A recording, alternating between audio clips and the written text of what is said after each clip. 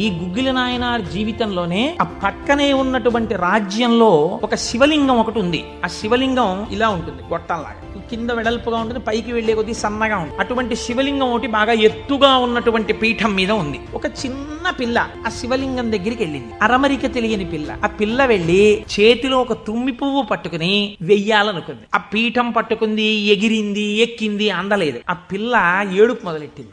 ఏడుపు మొదలెట్టి శివా శివా నువ్వు నాకు అందట్లేదు, పువ్వు ఎలా వేయనంది. శంకరుడు ఆ భక్తికి పరవశించిపోయి వెంటనే ఇలా ఉన్న శివలింగం ఇలా వంగిపోయి, ఇలా వంగిపోతే ఆ పిల్లకేం తెలుసు శివలింగం వంగిపోయింది నా కోసం, అది చిన్న పిల్ల. పొంగిపోయి తప్పట్లు కొట్టేసి కాసేపు ఆడేసి 2 పువ్వులు వేసేసి వెళ్ళిపోయింది.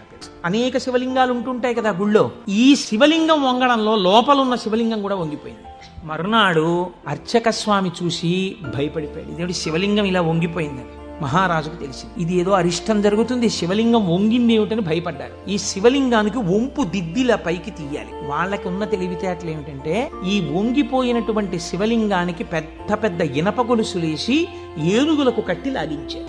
ఈ వంగిపోయిన శివలింగాన్ని ఇనప గొలుసులో పెట్టి ఏనుగులు లాగుతుంటే గొలుసులు తెగిపోయాయి, శివలింగం వంపు దిద్దబడలేదు. ఇది ఎవరో గుగ్గిల నాయనారికి చెప్పారు. శివలింగం వంగిందిట, ఇనప గొలుసులేసి లాగుతున్నారట, లాగుతుంటే గొలుసులు తెగిపోతున్నాయిట. ఆయన ఎంత బాధపడిపోయి కింద పడి ఏడిచి దొల్లేశాడు. శంకరా మీ కంఠానికి ఇనప గొలుసులేసి ఏనుగులతో లాగారా, ఎంత ఒరిసిపోయిందో ఆ కంఠమని.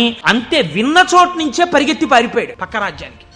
పారిపోయి గుళ్ళోకెళ్ళి అన్నం లేదు, నీళ్లు లేవు, ఒగరుస్తూ ఒంటి నిండా చెమటలు పట్టుకుని ఈశ్వర మీకు జరిగినటువంటి అపరాధం నా శరీరమునకు పొందేటటువంటి ఖేదంతో పోవాలని మీ వంపు దిద్దడం కాదు, మీ వంపు దిద్దడానికి మీకు ఇనప గొలుసు లేచి లాగినప్పుడు మీ కంఠం నొక్కుకుని ఉంటుంది, ఆ శిక్ష నేను అనుభవిస్తానని ఒక గొలుసు తన మెడలో ఉన్నటువంటి గొలుసుని శివలింగపు వంపుకేసి గట్టిగా లాగాడు, తన కంఠం ఒరిసిపోయి తెగాలని. తన కంఠం తెగలేదు, శివలింగం వంపు ఇలా పైకి లేచి ఆ వంపు దిద్దినటువంటి వాడు గుగ్గిల నాయన. శివపురాణం చెప్పుకుంటూ నాయనార్ల చరిత్రని అనుసంధానం చేసి ఉత్తరాయణ పుణ్యకాలంలో నాయనార్ల గురించి వింటే పార్వతీ సహితుడైనటువంటి ఆ పరమశివుడు పొంగిపోయి పరవశించిపోతాడు.